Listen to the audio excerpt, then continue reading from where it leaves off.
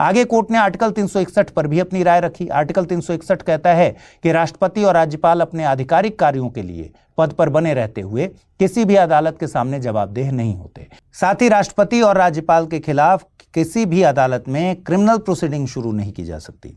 इस मुद्दे पर कोर्ट ने कहा कि आर्टिकल 361 राज्यपाल को व्यक्तिगत प्रतिरक्षा तो देता है, लेकिन उनके कार्यालय की संवैधानिक निष्क्रियता न्यायिक समीक्षा से बाहर नहीं है। यानी गवर्नर व्यक्तिगत रूप से सुरक्षित हैं, उन्हें सजा या कोर्ट समन नहीं मिलेगा, लेकिन गवर्नर का ऑफिस संविधान के तहत जवाबदेह है कि वह निर्णय समय पर निष्पक्ष और उचित ढंग से ले। इसे और अच्छे से समझें तो ऑफिस जवाबदेही से मुक्त नहीं है। इसका मतलब है कि सरकार का काम पेंडिंग नहीं रख सकते, बिल को महीनों सालों तक रोक नहीं सकते और कोर्ट्स ऐसे मामलों में दखल दे सकती है, यानी प्रशासनिक देरी को इम्यूनिटी नहीं मिलेगी।